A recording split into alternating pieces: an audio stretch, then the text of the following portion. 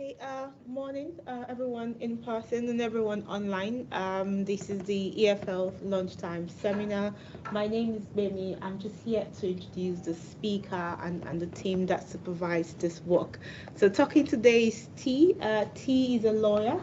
She has a master's in law and finance, and she has experience as a legal advisor as with project finance, especially looking at financing energy technologies deployment in the energy sector, and this has included a 1 gigawatt offshore wind project together with a 45 megawatt effluent energy from waste project. She has also been a legal consultant on cross-border financing, a lot of offshore wind projects in that area of cross-border financing, together with advising on a $9 billion refinery. I can't pronounce the name. It's Ingison refinery, and she's been an associate at ICF looking at supporting the decarbonization of aviation. So she came with this wealth of experience to Imperial College to do a master's in environmental technology,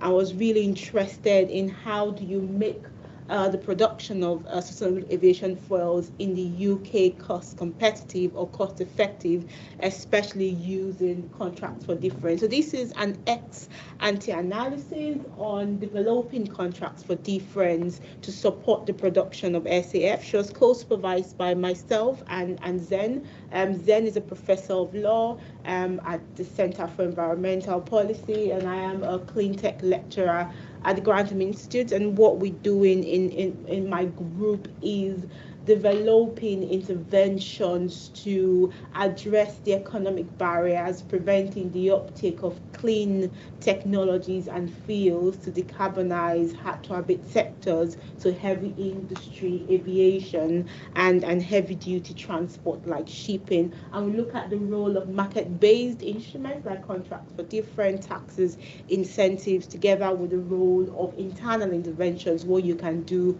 without policy support to make these alternative cost effective. So I'm going to hand over to T to run us through the study she has worked using kind of like a participatory methodology where there's some stakeholder engagement together with some macro scale modeling to understand the impact of a CFD scheme. Thank you. Thank you so much, Bemi, and hello everyone. So thank you so much for joining me in person, and thank you people who joined me online as well. So as Bemi mentioned, now I'm finishing my master degree in environmental technology at Imperial, and let me also share a bit about my background. So I started as a lawyer and work in an oil refinery in Vietnam. I advise investors to invest in energy project, so oil project and coal-fired power in Vietnam. But since 2020, the energy transition started in Vietnam, and the clients shift their investment into newer technologies like solar, offshore wind. And at that point, I started to look into the policy and regulations in those new technology, and I recognized my growing interest in this area. So I decided to come to Imperial to study, to have a better understanding. And here I met Bemi and the greatest professor at the college, and really Bemi inspired me into the technologies that have decarbonized the hard-to-abate sector, including aviation. So over the summer term, I decided to look into specifically the sustainable aviation fuels and try to develop a policy that can support the scale up of this technology to have decarbonized aviation. So really happy to be here today to share my research finding with you. So in the next 30 minutes, we will talk through four main parts. First one, we talk about the background of my research. So what is SAF, the role of SAF in decarbonizing aviation, what is contract for difference, and why we need contract for difference to support SAF. And then specifically, we look at the aim objective of my research and the methodology, what kind of methodology I use to answer the research questions. And the main part is present to you the findings, what I found during the summer term, and finally we come to conclusions. So after all of this part, we will have like 15 minutes for Q&A and feedback. And very lucky for me that let me take the time to join me here. So really appreciate it. And Bemi is an expert in this area. So I'm really grateful that Bemi can join me and share her expertise as well. So to start with, talking about SAF.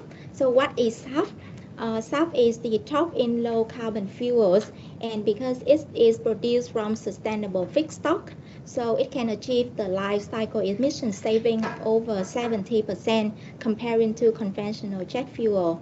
And currently, there are 9 different pathways that are approved to reduce SAF. This is like from a technical perspective, and as a lawyer, I'm not the best person to talk about engineering concept. So for this presentation, I just make it simple. And here we can categorize the 9 technology pathway into 3 types. The first one is HEFA, so it's hydroprocessing waste oil and animal fats. And currently, regarding commercial readiness, HEFA is the only technology that can be produced in a commercial scale. The second type is advanced SAF. It's a combination of quite a lot of different technologies like alcohol to jet, gasification, and others. And those technologies are first of a kind. So many people, like SAF producers that I interviewed, they said that these are first of a kind. There's no commercialization scale that is produced in the world. And these technology are already proved in the lab context, but they are not deployed at scale yet. The last type is power to liquid. This is the most advanced type of SAF. So they combine hydrogen and CO2 that can be taken from the atmosphere or industrial plant. So they use hydrogen production and the direct air capture. So because they rely on those new technology, the power to liquid technology is further to commercialization. Yeah, so to put it simply like that, then we move to the role of SAF. As we mentioned before, the SAF is produced from sustainable feedstock and can save CO2 saving comparing to the conventional jet fuel. So it is the viable solution to support the decarbonization of aviation in both short and long term. Why? Because when we look at different technologies to decarbonize aviation, first we talk about electric aircraft. So the challenge of electric aircraft is they have very heavy battery, so make it only viable in the short duration. And for the hydrogen power aircraft, they are only commercialized after 2050. So because SAF is the top in fuel that can be used in existing aircraft without changing infrastructure, so we can use SAF in both short and long term. Yep. And in the UK Jet Zero strategy, the UK government aimed for SAF to reach 50% of the jet fuel demand by 2050. So to realize this target, from 2025, the government will introduce a SAF mandate regulation to boost the demand of SAF, and we aim for SAF to take up 10% of aviation fuel demand in 2030. So in this graph, you can see this is the SAF mandate trajectory options. The zero line is the business as usual. So the SAF uptake is very low. The first scenario, the orange line, so it's quite low, and the second option, the gray line, is in line with the Jet Zero strategy. So in 2030, SAF make up 10% of aviation fuel demand, and then in 2050, it make up 50%. The highest possible option is that it is the option number 3, where SAF take up 100% of aviation fuel, so completely replace the conventional jet fuel in 2050. And when I talk to like the team leader of the SAF mandate team at the UK Department for Transport, I asked her why you aim for 50% and not 100%. Why you already plan for this option? And he say, so from the policy making perspective, we want to encourage SAF as much as possible to replace the conventional jet fuel, but we set the target on average. So it we look good if we actually go beyond the target. If at the beginning we set target high and we cannot make it, it is really bad and really like make the investor to lose their confidence if we get the target down. So that's why we chose the 50%, which is the average. And actually, we aim for SAF to make up higher in the overall fuel demand mix. Yeah, so this is the role of SAF. And the next part is we talk about the contract for difference concept. So do you know what contract for difference means? Yes. Is this where you have a strike price and then essentially if the price goes above that, then the difference is paid back to the government, and if it's below that, then the government gives you a subsidy to make up the kind of set price? Yes, 100% correct. Yeah, so I just basically just repeat what you just said. So contract for difference is the contract between the project developer and the government. So normally that is the entity governed by the government. In the UK, that is the low carbon contract company. So the contract between the two parties. In the contract, there's a contracted price. People normally call it the strike price. If the market price of the product go below the strike price, then the counterparty will pay the difference to the developer. And if the market price go below the strike price, then developer will pay back the difference to the counterparty. And the reason why we need the CFD for SAF, because of two reasons. First one is to address the uncertainty of future revenue of SAF plant. So in the UK, as we look at the advanced SAF and PTL SAF and HEFA SAF earlier, advanced and PTL are first of a kind. The technology risk is very high, the production cost is very high, and currently there's no commercialized scale of those SAF produced in the world. So we don't know how much, we don't know the price of those SAF. So it's very difficult for developer to come to the bank to prove the cash flow over 15, 20 years. To prove that, okay, we have the cash flow, the certainty of revenue that we can borrow money from the bank. So to address the uncertainty of future revenue, we need the CFD that guarantee the strike price for the developer. So over 15, 20 years, with that revenue confidence, developer can get the financing from bank to develop their project. The second reason is currently SAF is first of a kind technology. They have a very high production cost, as we see in the graph. So the red line here, just for comparison, that is the jet fuel price this year. It's like about 700 or 800 pounds per ton. And here in different group, we have the production cost of different type of SAF.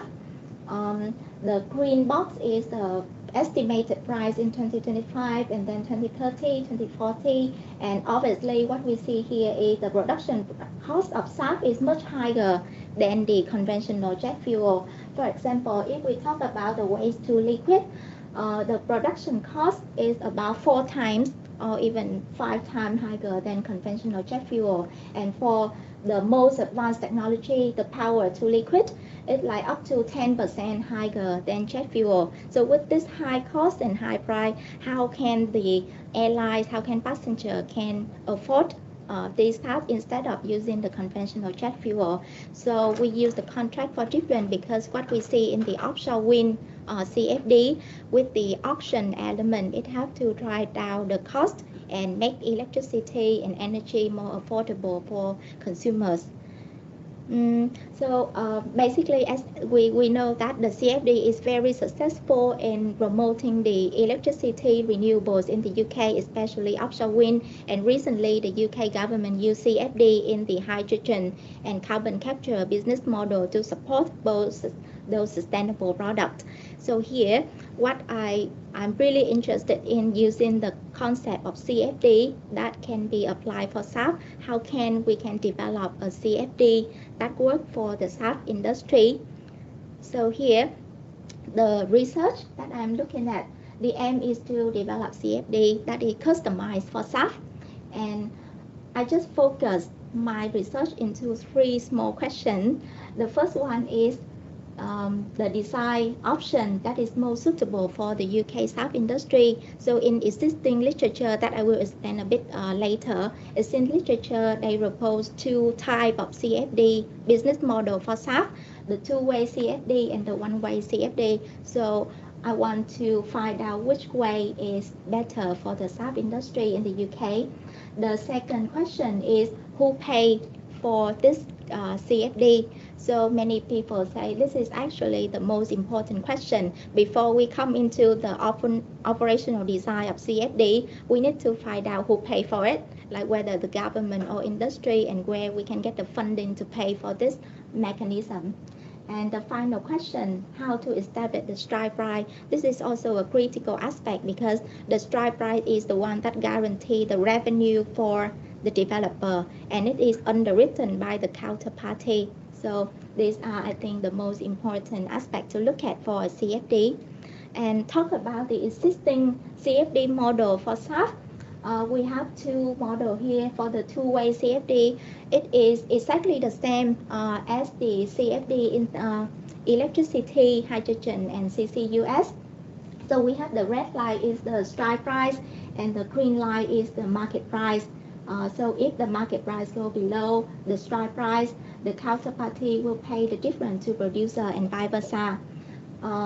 The difference here between the two-way CFD and the one-way CFD is, firstly, for the one-way CFD, we only have the floor price. So if the market price go below, counterparty will pay the difference to producer. And if the market price go below the strike price, then the producer can keep the upside revenue. So here, the one-way CFD just function as the floor price guarantee and not the both way payment. The second difference is you can see the red line, the strike price in the two-way CFD. This is higher because it's guaranteed that producer can recover the production cost and a return on investment. But for the one-way CFD, that floor line only guarantee that producer can recover the production cost. Yeah, so I want to look at which way is more suitable for the SAF industry. What I did to answer those research questions, I used three methodology. First one is semi-structured interview. Second is the CFD cost modeling. And finally, the literature review. So the reason why I use this methodology, firstly, I want to develop a CFD that fits the SAF industry. So I want to understand the opinions of stakeholders in the industry. Yeah, so their preference, their concern, what they want to see in that policy. And then I develop a cost model to quantify the maximum cost that government have to pay for each model, and then comparing the cost between the two models, and then evaluate which one is more cost effective for the government. And finally, literature review, like looking at the CFD that has been implemented in renewables, hydrogen, CCUS, and draw from the practical lessons for SAF. So for the semi-structured interview, I contact people across different groups. So SAF producer and policy makers are the two main stakeholders that most relevant here, but also SAF suppliers, consulting, academia, so that we can have a more comprehensive perspective. And the total number that I can get, total number of interview I can contact is 18. And I stop at that number is because when I evaluate different perspective of people and look at literature review, I find that, okay, I reach the data saturation. There's no new opinion that appear in those interviews, so I stop at that point. So next, to talk a bit about how I do the CFD cost modeling. So the purpose is to illustrate, quantify the government spending to support SAF. Here I choose the advanced SAFs only. First, when we talk about HEFA, it's only commercialized, and many producers say that it's commercialized already, so we don't need to develop a CFD for it. So I ignore HEFA. For PTL, we do need CFD to support PTL, but it's in a different time scale. Here I choose the time scale, like the earliest point that we can implement CFD is from 2026. But for PTL, there's a document from the UK Department for Transport saying that we need PTL from after 2035. Yep. So I think the time scale is very different. So I think I leave the PTL for further research, and here I only focus on quantify the cost for supporting advanced SAF. Actually, in my thesis to develop the model, I go through 4 different steps, but for this presentation, I just highlight the key formula. So based on the basic principle that CFD work, that we just previously shared, then we can draw the key formula that because the counterparty have to pay the difference between the market price and the strike price. So the formula here is very simple. The cost will be the SAF selling price minus the strike price and multiplied by the SAF volume that is needed. Yeah, very simple. And then after the forming the formula and principle, then I find the data from like UK government database and academic journal, and I make some key assumptions to put the data into the model. So firstly, for the strike price, I assume that the strike price will be equal to the SAF minimum selling price, because in literature people say the minimum selling price will guarantee that producer recover production costs and a minimum return on investment. So we already have available data on minimum selling price in literature, so I put into the model. Secondly, the floor price, I assume that floor price equal to the SAF production cost. Yeah, because the principle here, floor price guarantee producer to recover production cost, and we have the available data for it. Then the advanced SAF volume, I take the data from the SAF mandate and Jet Zero strategy target. And what about the timeline of the CFD and timeline of the government have to pay for CFD? Then I assume the earliest point that we implement the CFD is 2026. And the earliest point that we have to take out the CFD scheme is 2041. The reason is in the DFT SAF mandate consultation, they say it is assumed that the SAF reduction cost in 2040 will be about 1.2 times higher than conventional jet kerosene. So if we add the carbon price on top the jet conventional kerosene, then the SAF and the kerosene will be about equal, will about the same. And the purpose of putting the CFD here, and also like generate any policy support, the government rollout of policy support is to get the production cost of low carbon technology lower, so that the price can be competitive with the fossil fuel. So if the price can be competitive with fossil fuel, the market will naturally take up SAF. Yeah, and at that point, we will gradually phase out the policy support, the CFD. Yeah, so that's why I choose the earliest exit point is the 2041. Yeah, so basically that's very briefly about the methodology of my research. And the main part coming next is the findings of my research. For the first research question, so comparing between the two CFD business model, which one is more suitable for the UK SAF industry? Firstly, I want to share with you a bit about the stakeholder opinions that I got during the interviews. So the most obvious comment that I got from most people is that the two-way CFD should be more preferred by the government, because the government can recover some cost when the strike price go above the when the market price go above the strike price. But many people say the one-way CFD would be preferred by the producers because they can always retain the upside revenue. And their argument, the producer always argues that this is the first of a kind plant in the UK. Technology risk is very high, so we need higher return to compensate for the risk. So that's their argument. The most obvious comment I get from all people. And other arguments is that for the two-way CFD, some people say it's also benefit the SAF producers because they can guarantee that producer recover production cost and a return. So basically, they always get a guaranteed return that is embedded within the strike price. And this is like more balance between risk and reward, because they trade off, they give up a bit of the upside for getting the downside protection from the counterparty. So to them, the two-way CFD is more balanced. However, for the one-way CFD, some people that support this idea saying that actually the government don't have to pay a lot in the one-way CFD because the government can control the mandate target of SAF volume. So they say government can stretch the mandate target above the expected level of SAF supply in the market. So you know where the mandate go above the supply, there will be a scarcity. If there's a scarcity, the market price will go up. And in that way, the market price will never go below the floor price and government don't have to pay. Yeah, so that's the idea. And how about the airlines? How airlines work in this situation?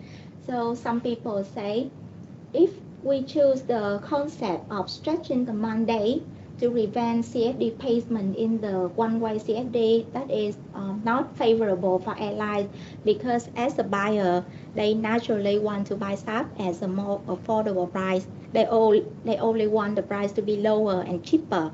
Yeah. So the one-way CFD is not favored by airlines, and they think that okay, maybe the two-way CFD is more referred by airlines, air passengers, and the society because it has the benefit of getting the SAF price to be lower. So this is basically the main comments from stakeholders. And then coming to the result of the CFD cost model. So for the maximum cost in the two-way CFD, it is much higher than the one-way CFD because we have the strike price in the two-way CFD is higher in the one-way CFD. However, because the government can get the upside revenue, so we have the maximum gain, and then on average, the average cost in the two-way CFD is much lower than the one-way CFD. So basically, just based on this number, we can say that the two-way CFD is more cost-effective for the government because it allows the government to recover some cost with the upside revenue. And then now we come to my own opinion and assessment. So I evaluate the two models based on 4 key policy assessment principles. That is deliverability. That means the business model must be suitable for first-of-a-kind plants and the subsequent plants. Investability, that means it guarantees that producers have to get a reasonable return and mitigate their risk. Affordability, that means it's value for money and cost effective for the government. And simplicity, it means the model should avoid unnecessary complexity. So my opinion in short is both CFD concepts are investable and deliverable because it can provide the revenue certainty for the producer so they can come to the bank to get the financing needed to develop the project. So both of them are investable and deliverable. But just one minor thing to add is in practice, these investability and deliverability also depends on where the contracted price are set, whether it is enough to cover the actual production cost of developer. And for the affordability and simplicity, I think the two-way CFD is simpler and more affordable because as mentioned, the two-way CFD allow the government to recover some costs with the upside revenue. It's also simpler than the one-way CFD because I think that if the government stretch the mandate to prevent the CFD payment, there are two main issues.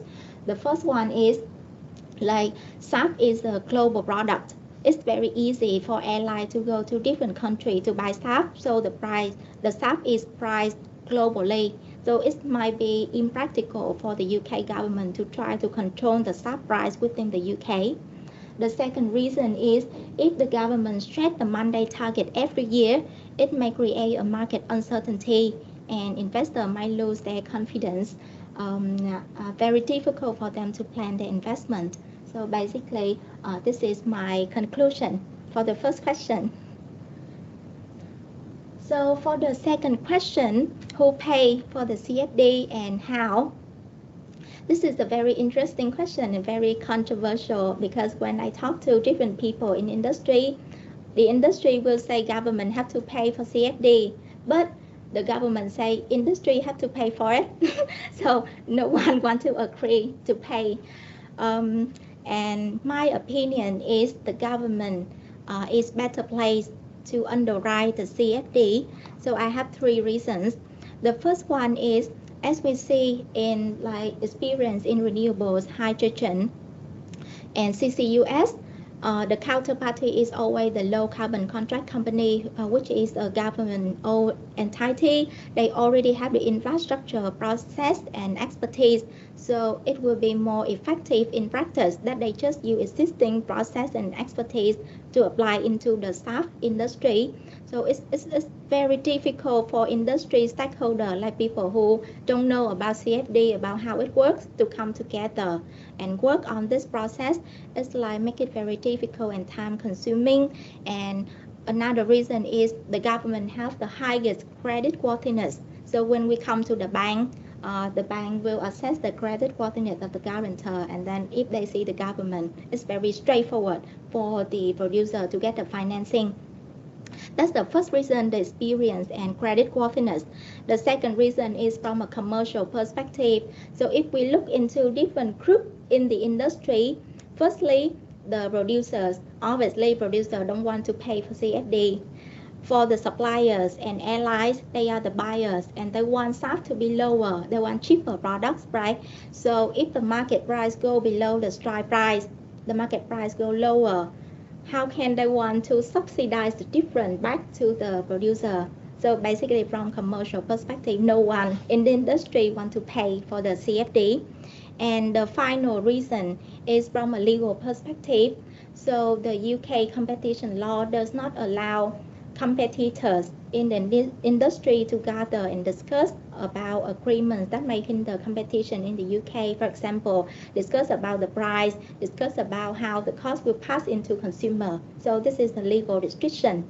And in practice, there are some exceptions to this restriction. For example, during the COVID-19, there's a shortage of grocery products, and the government issued an exception for supermarkets and suppliers to gather and discuss about how to address this issue. So those exceptions are only in like emergency case and only on a temporary basis.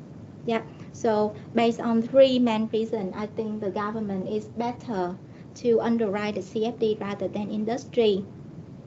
However, for the funding, even though the government underwrite, the funding can actually is recover from aviation. So a lot of people I interview saying that they appreciate the polluter pay principle. So aviation have to pay for themselves to decarbonize.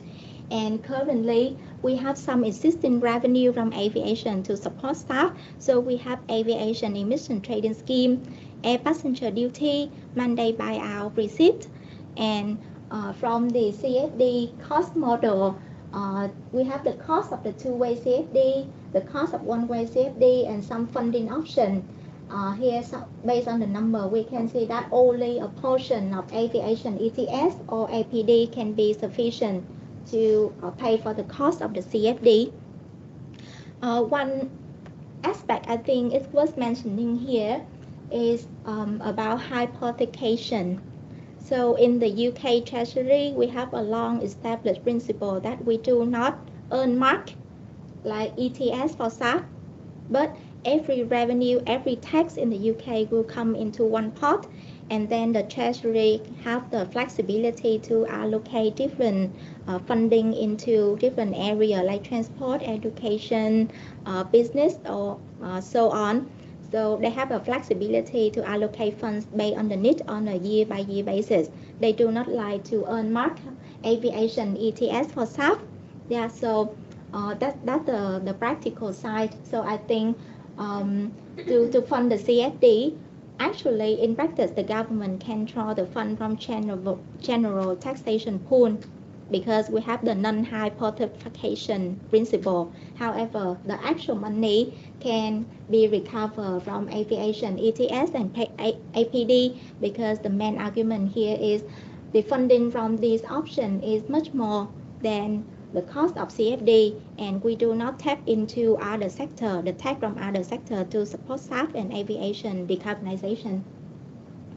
Then some other people talk about how about the government will impose a new jet fuel levy to support SAF, because they say the government face a fiscal constraint at the moment. So and jet fuel is never taxed in UK. So maybe this is the time for us to start taxing fuel suppliers, kerosene, to have more money to support SAF. However, I think this is very difficult because of two reasons. The first one is the Chicago Convention. So it exempts the aviation fuels from taxation on international flights. How about if we impose tax on domestic flight? Then it's difficult because airline can easily move to different country to buy jet fuel to avoid this tax. Yeah, so that means from a commercial and international agreement perspective, this jet fuel levy is really difficult. And the second reason is currently aviation is very highly taxed in the UK. As we see, we already have ETS, air passenger duty, Monday buyout, and we have to pay for SAF to fly as well. So all of these tax is on environmental proud already. And if we have to pay for a new jet fuel levy, it's really high tax, and all of these tax will come down to the passenger.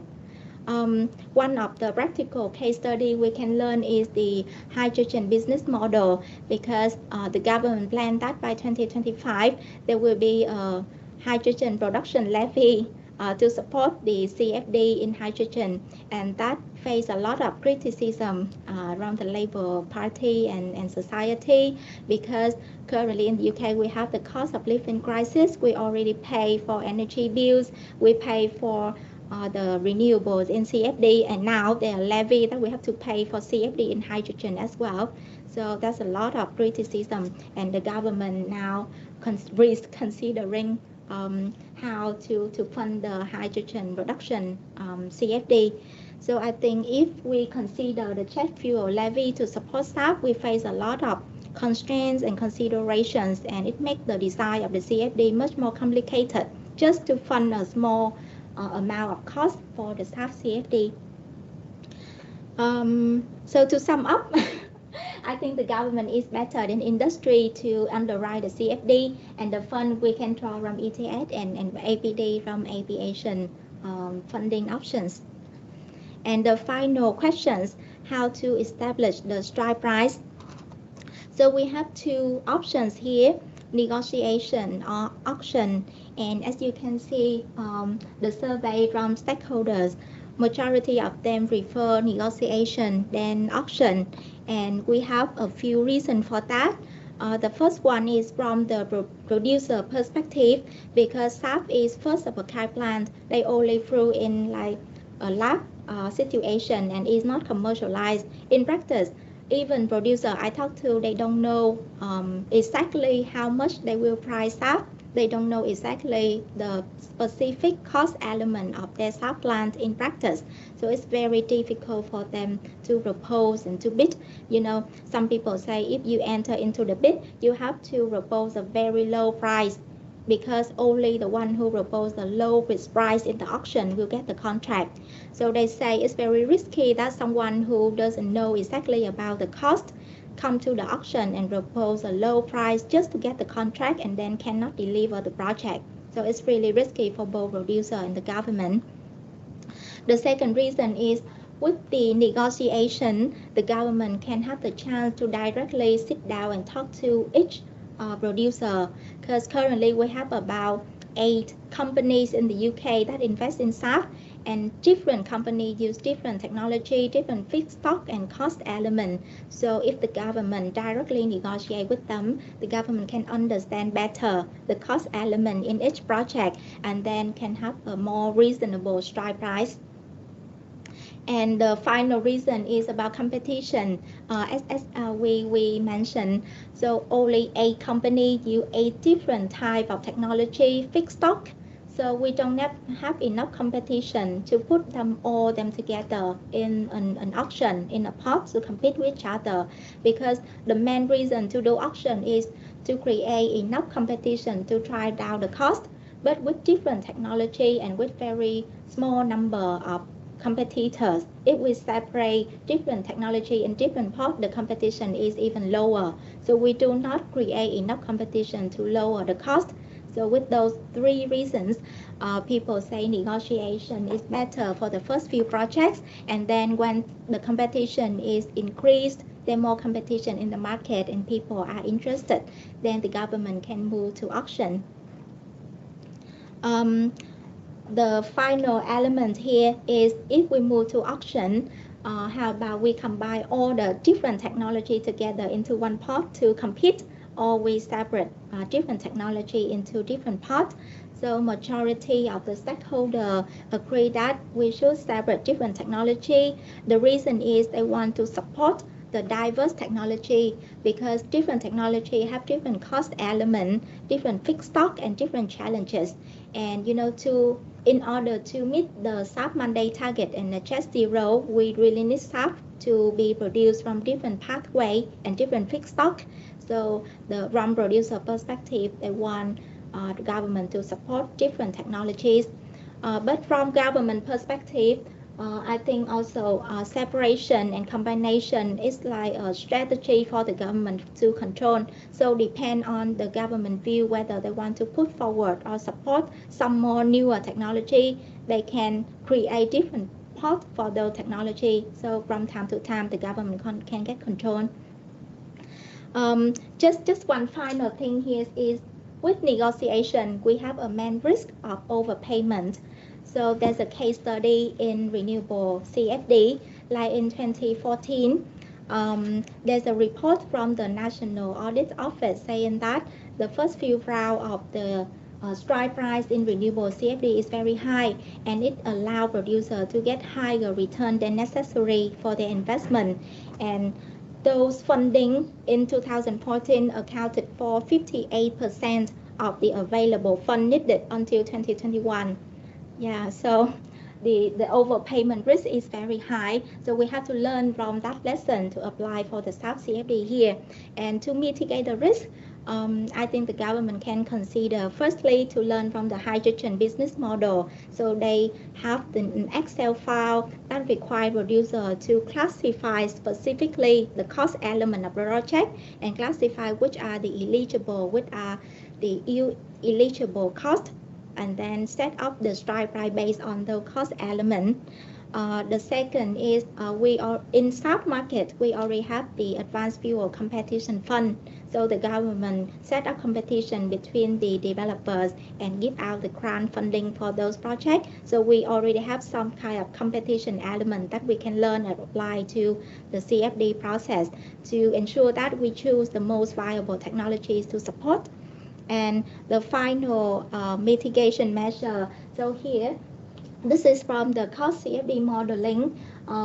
So this is the number of CFD needed to meet the SAF mandate and the Jet Zero strategy target. Okay, so we have a bit of the shortfall over here, but I think those shortfall can be met by import. So basically what I mean here is we only need to support a reasonable amount of CFD that need to meet the Jet Zero's target in order to avoid the overpayment. So that is all of my research finding, and now we come to conclusion. So basically, the three things I share with you today are the two CFD business model, who fund the CFD, how to fund the CFD, and how to establish the strike price. These are, I think, the most critical design element for CFD to support SAF. And actually, there are still a lot of elements in the CFD process that we need to look into. So for future research, we can expand further and look into more design elements.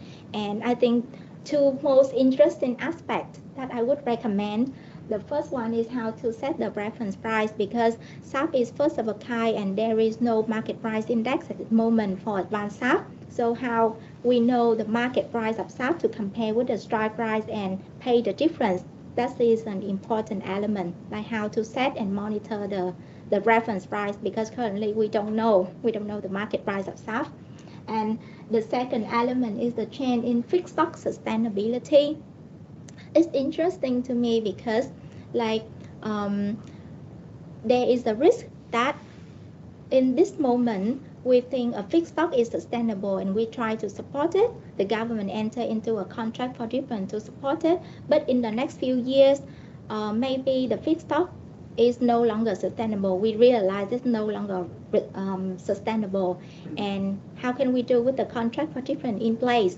So whether the government can terminate it, can change the term, or can maybe continue paying the developer to continue with that project and that fixed stock. So I think it's very controversial from both the government and industry perspective. And the final conclusion is CFD is only one option that can deliver the revenue certainty to support SAF plants in the UK. So when I talk to the stakeholders industry, they currently looking at different options. So one is they mentioned the buyer of last resort. It's quite a bit complicated concept at the moment, and people in the industry are coming together to work on buyer of last resort and CFD, and they say these are the two strongest options that they want to propose to the government. So I think for future research, we can compare CFD, buyer of last resort, and other options to provide the evidence for the UK policymakers.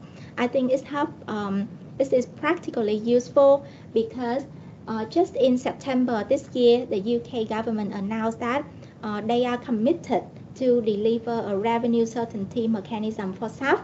So maybe that is CFD or maybe other option. They are considering it, and they will open a consultation by Q2 of 2024. So I think my research is just an initial step in this area, and very happy if some of us keep looking at it and develop it further and submit your research into government. It will be very practically useful and to help the government and the industry in this area. So thank you very much.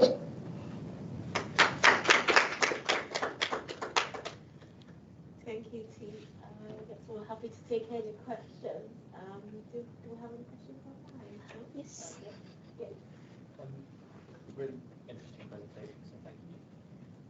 So I was wondering if SAF is a perfect substitute for current conventional airline fuel, then why isn't the strike price of SAF indexed to the current price of aviation fuel? And kind of a follow-on question to that is, if SAF is a perfect substitute, then wouldn't that increase the supply and therefore decrease the price? So actually you make the kind of overall price that people are willing to pay lower by increasing the supply of SAF. Benny, would you like to? I like the way she pushed it to me. So I think the first question on why can the strike price just be the existing price of kerosene, I'll leave it to you. But the second question on, looking at the future, if it's a perfect substitute, why not price low since demand will be kind of guaranteed?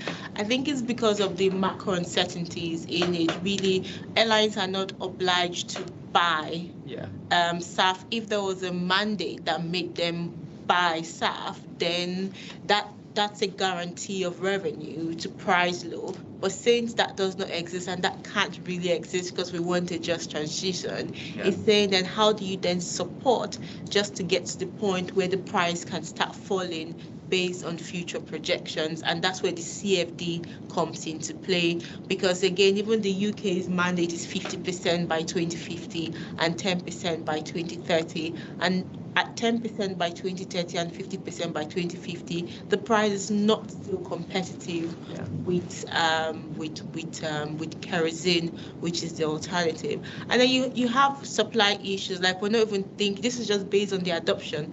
We're not thinking of how you're going to deploy to manufacture SAF and which generation, whether it's the HEFA or the non-HEFA. There could be supply issues and also supply chain issues that we can't capture within this study. This study just says, okay, yes, to get to a point where it's cost competitive, so you can have that demand pool, then you need that policy support just to kind of kickstart the market. Ideally, if you're manufacturing a technology for end use, if you look at demand, you price low. to get that demand pull, but it hasn't worked for clean technologies so far, because that's what works for all that, like for fashion, well, only I think fashion and a few commodities. You just price low, and food, you price low to get the demand, and then you can recover your profit. But with clean technology and iPhones, So who's buying it at the strike price then? If the strike price is above the market price of kerosene, yes. who's actually, like, obviously they're guaranteed that income, and Yes. so the government are paying for that. Yes. But then who's buying the fuel that is being produced at that price? So the consumer's price is already set to make it competitive. What the government is trying to do is to make sure we can stay at that price by paying for. So the consumer will see one set of price, but the government and the producer is just working together to make sure that the market price. Well, you can't really control the market price. That's why you have that difference. Yeah. The consumer will continue to see the market price, but the government will create that stability in the market price. And then the point where the 2041 is where the market price is so stable that it's very close to the price of jet fuel with the cost of CO2 integrated into it. Then you can begin to phase out the CFD. So it's just to bring some form of market certainty. Okay. That's it. Yes, perfect. Thank you. And to add a bit to your question, I like the part when you mentioned that. So the SAF price is very high, and why people have to pay for it? Actually, it's in the SAF mandate. So the SAF mandate from 2025, the government imposed an obligation on the fuel suppliers that they have to get the SAF from somewhere and then supply to the airlines in the UK. So that's already an obligation on the fuel suppliers to supply SAF. And the government say if the suppliers who supply SAF with more GHG saving, they can have more certificate that they can trade and get money. So for suppliers who do not meet the supply obligations, they can buy the certificate from other, or they have to pay the government to buy out their obligations. So in the mandate, they also a buyout price. For people who do not have SAF, they have to pay. This function like a penalty. You have to supply SAF. If not, you have to pay a penalty to the government. And the buyout price currently is considered by the UK Department for Transport in the recent consultation document. It's proposed like 2,500 pounds per ton. Right. Yeah, but I think maybe in the final consultation it will be higher because many people in the industry say this price is not high enough. Okay. It's not high enough, so maybe it will be higher. And that's the delta between the price of these SAFs and the jet fuel. Yeah, exactly. So the strike penalty price, the buyout price have to be high enough to cover the production cost of SAF, so that people are incentivized to use SAF rather than buy out. Yeah, so the main focus is people have to use SAF and then reduce emission in aviation. The government don't want to buy out, so they intentionally set the buyout price higher than production cost of SAF. You have a question one online? Yeah, I'm not sure if it overlaps with the previous one, but there's a question online that says, how do you model the long-term spot SAF price for the UK? Did you assume cost of supply based on a certain pathway, or simply assume LT SAF price will get to 1.2 times jet kerosene price? Yes, thank you for the question. It's related to the CFD cost modeling. So I just use the publicly announced data from the data from the UK Department for Transport. They have some research about estimation of the SAF selling price and the production cost. So this is just a bit of the graph here, just a bit of the production cost estimation from the UK Department for Transport. So I use estimation from them to fit into my model. Thanks for the presentation. If I got that right, you are focusing on the UK production in the UK market, right? My question is maybe a little bit political about SAFs in general. Around 10% of the population of the world has flown in their lives, and 1% of people who fly are responsible for half the emissions. So flying is for rich people. It's an elite business, right? do you think that SAF is an approach that would make it more just worldwide scene, so make it more accessible to fly, or will it be again a neo-colonial business that will assure that rich people keep doing their thing, business as usual, just drop in fuel, and at the costs of the global south, for example? So it's more of a general question. Thank you for the question. Wow, it's really high level and like combine. I think it have a lot of elements that go beyond my research. So I would be grateful if Amy could share. Evaluation question, but I mean, ultimately, to decarbonize aviation, you've got to reduce the need for aviation first before, finding alternative. Yes, I do see kind of it's 10% of the world that travels, but in some sense, there's an economic reason to travel. So you want to reduce demand. Now, the question of global south versus global north, because with SAF, if you're looking at a global context, it will increase the price of flying and make flying less affordable, cleaner, but less affordable. And that's where the role of policy is important. How do you ensure flying is clean but still affordable and accessible? Because I'm from the global south and I know the advantage of flying into the UK as opposed to coming on water, that kind of thing. So it's how do you make it? And now, but what I see with that being said, what I see with the manufacturers of SAF, especially the power to liquid, is their primary market is the private jet sellers and the sport cars, just because they can get some demand to drive down costs before they make it now available to commercial airlines. So that's a way to make it cheaper. But I think ultimately the goal is to decarbonize aviation without an added cost. That's the ideal goal. But also to stress the need to reduce travel. At the same time, we can't eliminate travel. I don't know how we can do that, if that's a positive benefit for the world, but we can reduce unnecessary travel. So I'll put reduction of unnecessary travel before even fixing mandates for SAF, which is not what we're seeing. I mean, at 50% mandate in 2050, the question to ask UK policymakers is by how much are you expecting local flights to reduce, like what France has taken a positive step in that area. I think that's the way to ensure it's a just transition. I think a first step could be just prohibiting private jets. That would be a I mean, when I was 15, my desire was to have a private jet, but now that you said that, I'll remove it from my list. Of course, because private jet is just one person, but having commercial, going back to only commercial flights might be the way to go, because you can have more people, and the carbon footprint of each person is lower. Thank you. Thank you, and much appreciate. And thank you for the question. We reached the time limit of today's seminar, so maybe we take the final question from.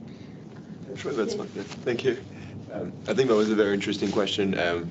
Also, it comes down to the question of how much you can overall decarbonize it across the supply and like the whole market of SAF, of SAF.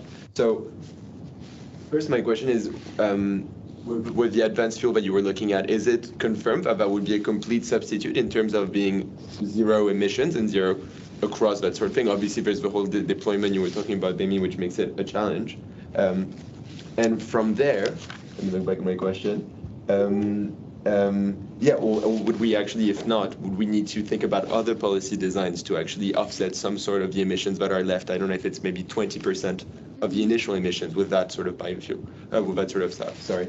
And my second question concerned the revenues from the ETS that you said could be deployed in portion from that. Is there any sort of opportunity cost? Would they be divested from some other use that we are in today, which I don't know at all about?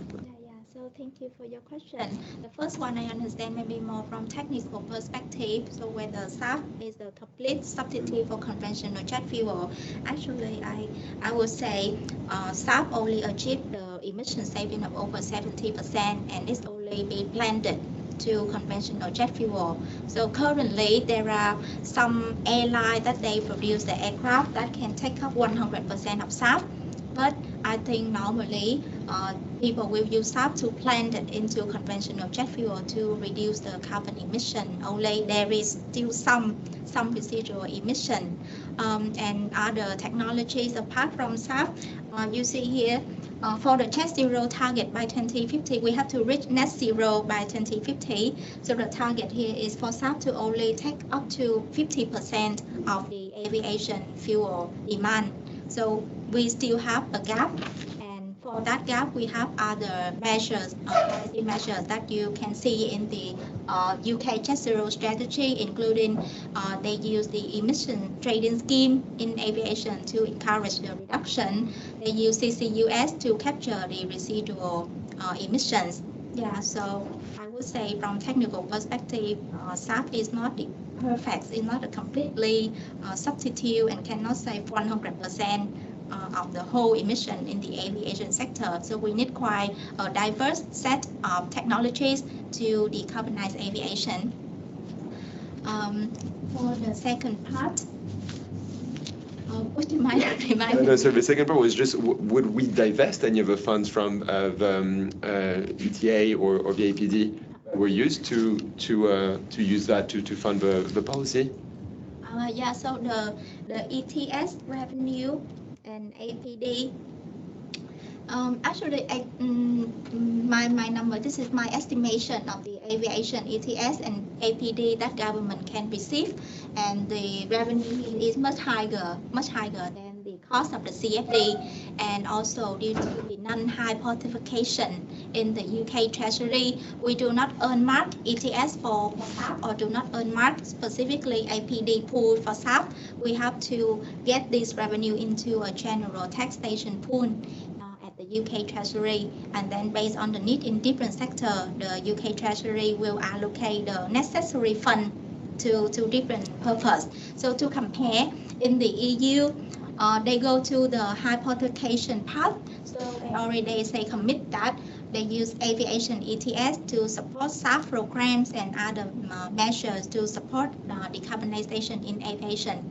Yeah, so that's the path that the EU is following. But in the UK, practically, the hypothecation is very challenging at the moment. So I think it's okay that for the government to underwrite the CFD scheme, the government can use the funding in the general revenue taxation pool that they have, but the actual money can come from the aviation ETS and APD, and it is much more than the amount of money needed to support the CFD for SAF.